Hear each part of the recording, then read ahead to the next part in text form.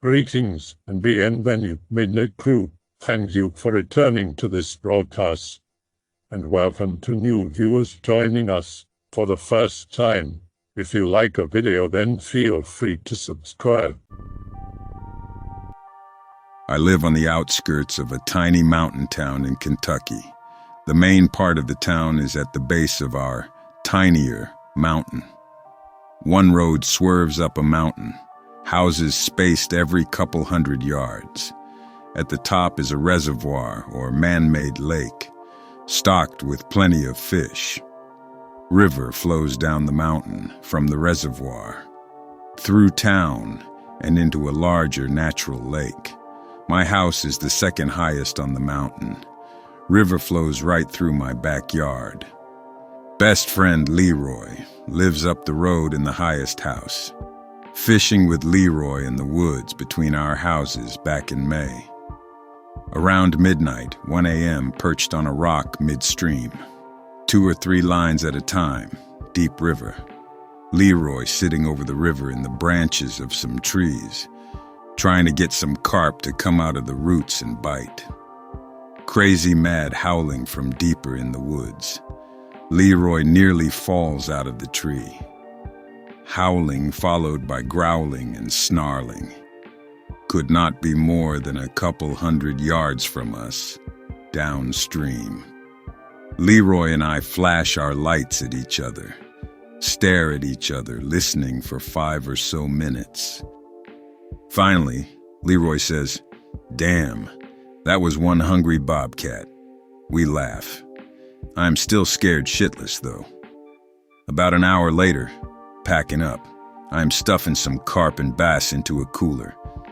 Leroy is trying to get out of the tree. The base of the tree Leroy is in is on the other side of the river. He would have to get out and then wade through the river and get to the other side where our houses and the road is. Cannot see him, just hear him struggling in the brush. I hear the howl again and he screams, "Andrew!" Rip the Bowie knife out of the tackle box and dash across the river to get him. He is bugging out on the other side of the river. The howling is crazy loud. Finally get across. Light our oil lantern and toss it into the bushes. Glass breaks. Fire erupts from it. Catches some bushes on fire. Can see Leroy backed against the tree. Nose is bleeding and there are some scrapes on his arm. Whatever it was is gone. Stomp out the fire. Nope, out of there. As we are running, Leroy is hollering, "That was not no damn bobcat. That was not no damn bobcat." My house is closer. We run onto my porch. Wake up my girlfriend. Tell her to call the sheriff. Leroy's shirt is ripped up. Tell him to take it off. Scratches and shit all up his chest. On his chest is a big red mark, similar to a human hand's, as if he had been slapped crazy hard. Can even make out the individual fingers. At the end of where each finger would be is a long gash, as if the thing had claws. Gather our wits. Try to calm down and rationalize it as some kind of punk kid. I am worried it is a psycho, penitentiary 1 county over. Grab some guns and lanterns. Not waiting for the sheriff to get up here. We left our cooler and fishing gear anyway. Uncle Chokey, my neighbor, not my uncle or his real name, just what folks in town call him, had heard us hollering. Came out with his gun and lantern, too. Get back to the river.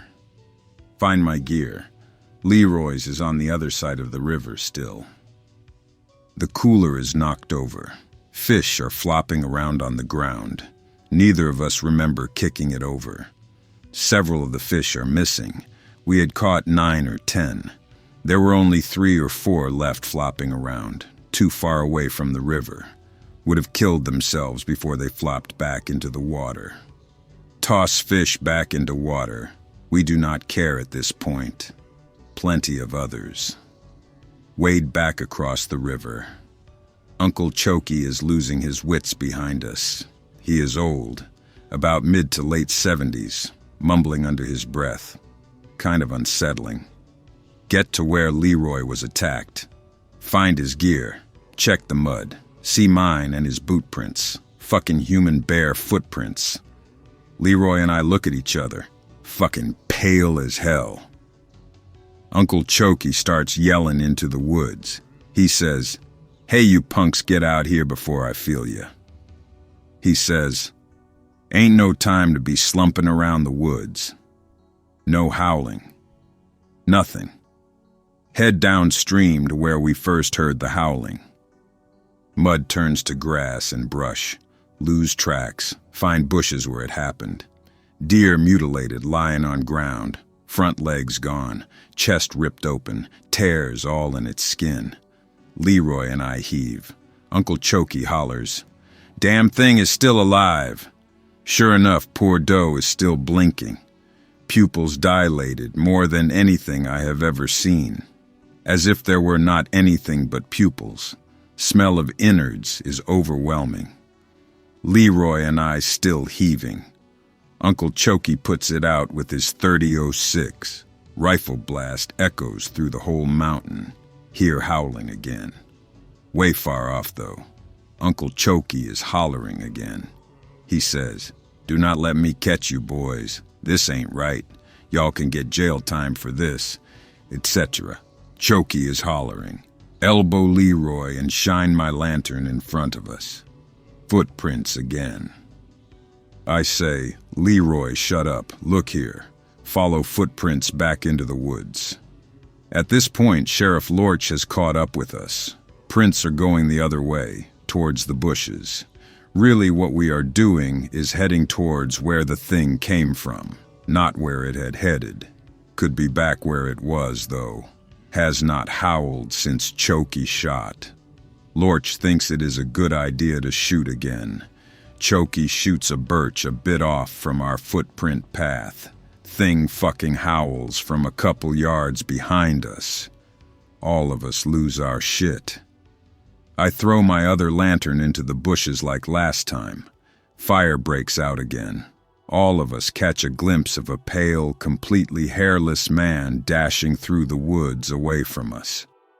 All of us but Lorch fucking fire in its direction.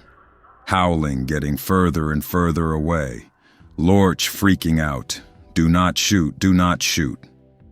Leroy, Chokey, and I unload our rifles or shotguns. All four of us look at each other in our lantern light. Scared shitless. Everyone reloads. Walk back out of the woods. Pick up our shit. Go home for the night. The next day, all three, sheriffs, me and Leroy, Chokey, and some other folks head back into the woods. Deer is gone. Find the tree Chokey shot. A tree, behind where we had all stood and shot wildly at the thing, is scratched and cut up. Obvious not deer rubbings. These are deep slashes. Find these on nearly all of the trees behind the tree. Chokey had shot. The thing had been following us. Head through the brush and search in the direction the thing had ran. Find some bullet holes in the trees where we had shot after it. In the brush and grass, find what looks like a pig run. Grass and brush pushed away to the side, sort of like a path. Blood in it. We had either hit it, or this is what the way it dragged that deer. Follow pig run single file. Leroy in front, followed by me. Deputy sheriff, some kid like 19, Chokey, other deputy, and finally, Lorch. All of us have rifles loaded and ready. Pig Run leads all the way to the edge of the woods. At the end is the edge of the mountain. Drops almost immediately, like 90 degrees. Endless valley of trees. Nobody lives there. Nobody goes there. Nobody owns this land. Only people who head back there are moonshiners and hunters. Too far down to see if the thing is down there. Fucking nope it out of the woods. Sheriff calls the search off. Only way for the thing to get back up the mountain and into our woods is through the town. Leroy and I try to shrug it off, still scared shitless. Chokey in the bar in town, always telling the stories to traveling hikers of the psycho in the woods. And to never cross the river. Nobody crosses the river anymore. Leroy and I still fish in that same place. Can sometimes hear that howling again. Never hear it coming from our side of the river. Leroy's scratches were treated at the hospital a few counties over as animal wounds. We aren't the only people in town that have cited it, but the only people who've been attacked by it. Even some of the hikers come back to town talking about some creepy-ass guy staring at them from the other side of the river. Post it before, but whatever. B24. Driving down a dirt road in the middle of bumfuck nowhere. No street lights. Hit something. Flat tire. Get out to look. See a figure in the distance. Watch it without realizing it's coming closer. Hear a distance thump slide. Nope it into the back seat. Sit in the floor. Getting closer. Thump slide. Comes to the side of the car. Thump slide. Stops. I can see its shadow looking into the driver's side. Taps the window.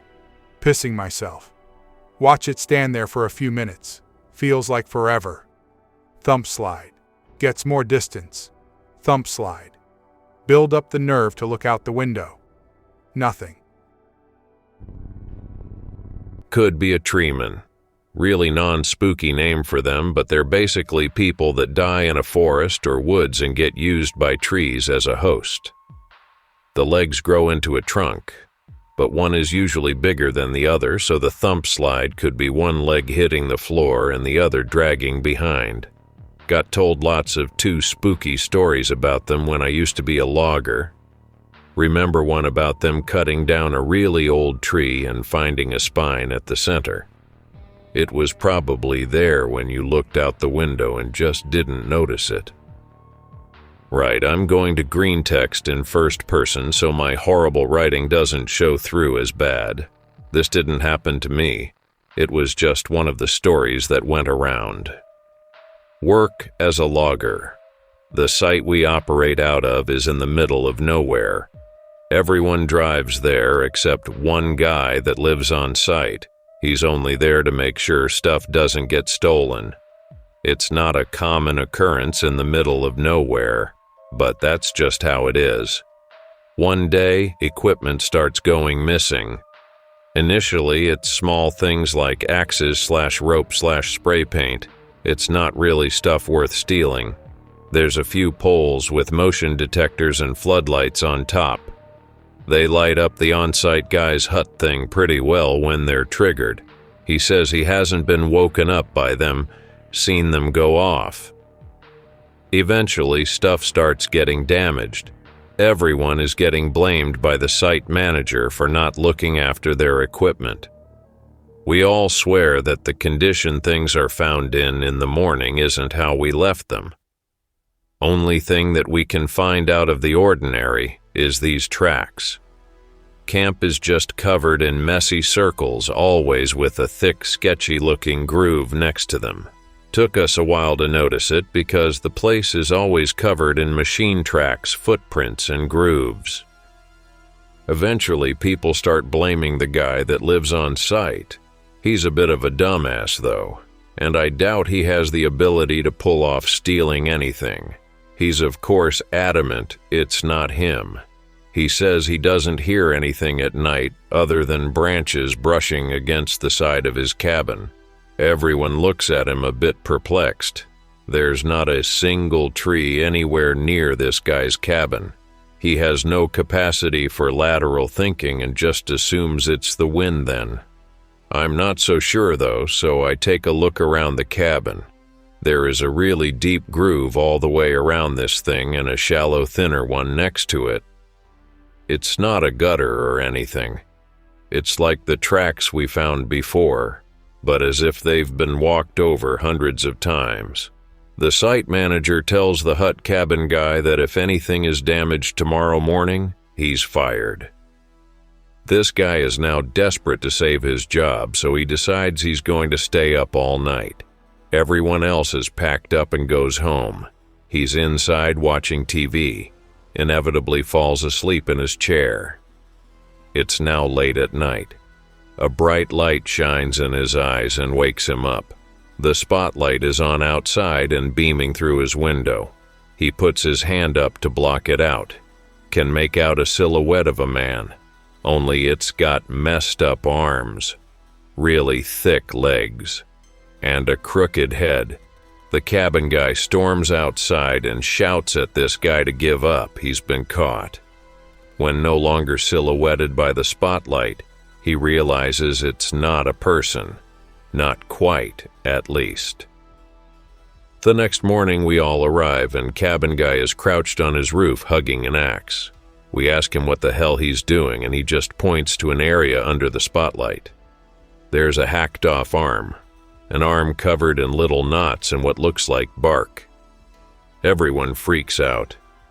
Cabin guy has clearly murdered whoever was stealing stuff. I knew he was dumb, but not that dumb. Police are called. We all give useless statements. Cabin guy won't say much other than it went into the woods. There's no blood or anything to follow, but there's a track like before. There's quite a few police here now. But because these tracks are everywhere, they think it's machinery. We know it's not, so a group of us follow it.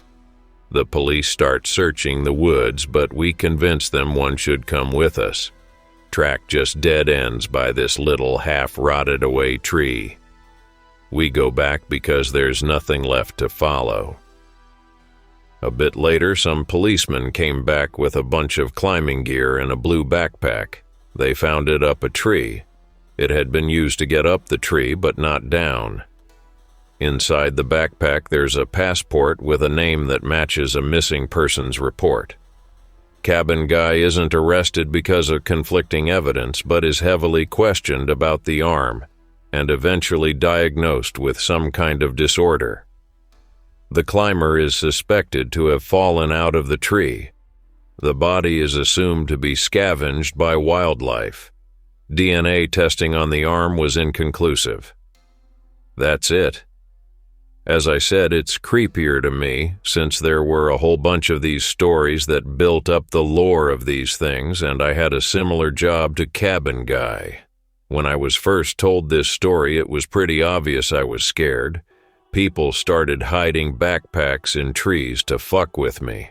I really hated working there, despite nothing too spooky happening to me. Oh well, hope someone got a kick out of this. Sorry, the ending just trails off, but I can't remember the way they set up the big twist originally. What are they? Tree men? Is that their name? Yeah, I guess so. I don't think anyone could think of anything better, so they just called them what they are. Most stories had someone going missing and then being spotted a while later. I remember one that was actually kind of sweet about a guy dying and then appearing as a tree in his daughter's backyard and growing there. If you want to give it some science-y background, I always thought of it as like a spore working its way into the dead person and controlling them to protect the trees. I think there's a wasp or a fungus or something that does that too. Be 5 or 6. Live on a gravel road with a few houses here and there. Sub-rural neighborhood, picture-related. Town is about a mile or 2 out. Major highway in Missouri goes down it. One night in winter, I remember waking up at 3 a.m. I remember looking out my window because it was foggy, real dense. I am talking the mist dense. And I see walking down the road 2 figures. Picture-related was the 2. MS Paint is shit, and I am lazy, so it was a bit more defined than this, but it is a rough sketch. I do not remember it in that much detail, it was over 20 years, but it spooked me. I had a second nope when I was 13. My backyard was big, 5 acres, and there are 2 corners where me and my dad mowed trails along a creek, both on the left in pick related. It was about 10 p.m. going on 11, and I was outside tending a fire to burn garbage. Then my dog starts barking and runs out into the southwestern corner, and I grab my flashlight and try to get a good look. Flashlight was shit, and I could not see anything, so I chased my dog. Then my dog stops about 5 yards in front of me, and my light can barely shine far enough, but I hear a yip like a coyote, but deeper than the Mariana Trench. I grab my dog, take him inside, and grabbed a knife, put it in my back pocket, and then I go back out. The feels when no gun household, with a shovel to bury the fire pit to stop it. After I get it to mostly embers, I hear the same yip, but then a growl, and I literally drop the shovel in the fire pit and run towards my house. Once I am inside, I just lay down on my couch and do not talk about it to my family because I do not want to seem like a schizo. From my old house about 5 years back, I live in Texas. Around Plano, lots of open land, have big 2-story house to share with my girlfriend. Girlfriend goes back to Alabama to visit uncle with cancer. Have the house to myself for 3 weeks. Nothing out of the usual for the first few days. Dawn of the third day. JPG.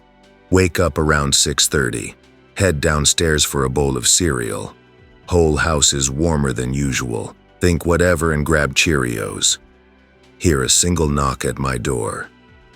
It is like 6:45 and I am not expecting anybody. Open door and no surprise, there is nobody around. Assume kids or ding-dong ditchers. Close door, and as soon as I turn around to walk back, I notice the house has gotten really warm. Turn on air conditioner, but it does not seem to be working. I think, oh boy, a story for /x/. Finish cereal and head to work. Thought about it for a bit at work, but eventually I forgot. Come back home around 7 p.m. It is summer, so it is still basically daytime. Go to the office and immediately turn on TV. Weather is supposed to be bad. Torrential storms in the next few days. Whatever. Play Sims until 10ish. Time for bed. Get up from the office and start to head upstairs. Somebody knocks at the door 3 times, and I can see their silhouette. It is neighbor from about a mile west. Houses are thinly spread. His wife was supposed to come home at 8 from work but has not yet. Asks if I can drive around and check other houses, look for her, etc. Grab 45 and toss the rifle in the back of my truck. He heads back in the direction of his house. And I head the other way. Ask at every house along the way. Nobody has seen her. Call neighbor at around midnight. He filed a missing persons report. And I tell him I am headed home for the night. Drive back home. Both garage and front door are wide open, and all lights are off in the house. At first I thought I did it accidentally because I left in a rush. But I remember shutting the front door distinctly. Park a car on the side of the road and grab a rifle. Immediately head towards the garage because I can grab my shotgun from the safe by the tools. Get about 100 feet from my garage when I hear something. Listen closer, it is someone saying, "Hello." Suddenly look to the left and see the neighbor's wife. She looks like she has been scared but is unharmed. Ask her what has been going on and tell her that her husband is looking for her. She says, "I wish I had told him about it." What? She tells me about some human-type thing that has been stalking her. She originally thought she was just hallucinating from stress or heat, but she began to hear things like knocking and stuff. I remember knocking from that morning. Tell her she can explain more when her husband gets here. Call the neighbor and explain what happened. He hangs up and I began to question more. Ask her why she was in my house. She said it was following her car. and saw I left my garage open, so she went inside to look for me. I did not see a car besides my truck anywhere else as far as I could see. Says she parked in the garage, but there is obviously no car there. Starts looking around nervously and says, "It is still out there and is watching. See headlights from afar." It gets closer and I can tell it is my neighbor's truck. Finally, it gets close to my house, but he does not slow down. He is going extremely fast and blazes past my house at 100+ miles per hour. What? Call him, but it goes right to voicemail. The neighbor's wife is acting really weird and says she needs to get home. Offer to drop her off after I check my house. Scan house without a shotgun, so I was super nervous. Everything is fine. So I lock the place up and exit out the garage. The female neighbor is gone. Call her name, no answer. I would have noticed if her husband had picked her up. I did not see lights or hear a motor. Call the neighbor's phone. It rings and then he picks up. He says, "Hello." It is the female neighbor's voice. Ask where the hell she went and what is going on. She says, "My husband picked me up. You even watched and said goodbye." Really spooked right now. Say goodbye and hang up. Get back in the truck and head towards my neighbor's house. Look in the rearview mirror. Someone is standing on my porch. As soon as I turn around, I see whoever was standing at my porch sprinting at my car. 250 yards away. Drive closer and can see their eyes are glowing. Closer I get, I can see more things wrong with the scene. This person is probably 7 feet tall. I open my window and I hear this noise like snarling but extremely loud. I am about 50 yards away and have my headlights on brights. When I get a good look at this thing, it is covered in white hair. Its eyes are glowing purple. Dark stains on its chest and arms that I later rationalized as blood. Floor it and speed past the thing. Drive for 10 minutes and then turn around because I need to defend my home. Get back home and the scene was like before. Garage and front door open. All lights off inside. Nope. Drive to my neighbor's house. Bang on the door and they both let me in. Ask what the fuck is going on. They have no clue why I am acting like this. Apparently, neighbor's wife came home on time, and no missing persons report was filed. They seemed to be numb to everything I said, like nothing out of the ordinary had happened. Ask the wife about the thing that was stalking her. She says, "What do you mean, anon?" I get nauseous and head back to the truck and start to drive home. Garage and front door closed, and the kitchen light I left on was on. Go inside. Everything seems normal. Fall asleep. Woken up the next morning by friend who found my neighbor's truck flipped over in a ditch, but no bodies or anything. The neighbors don't remember anything out of the ordinary from that night and even got mad because I was questioning them so much. I lived in that house for another year, and both me and my girlfriend had heard knocks at weird times during the day, and we never answered a single one. Be 13 or 14. Walking through the woods with Dad. Live in Ohio, by the way. Lose Dad, go to look for him. Scanning the trees, hoping to see his shirt, baby blue. See something off in the distance in the trees, dark brown and very tall compared to the bushes by it. Think whatever, since people like to hike in these woods. Out of fucking nowhere, a dog runs up behind me and barks. Fall on the ground and yell. He comes up and acts super friendly, obviously domesticated.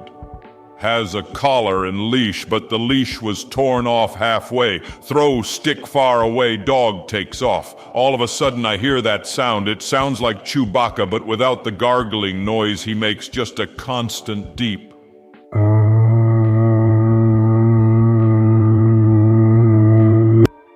Turn to the direction it came from, see nothing. Scared shitless.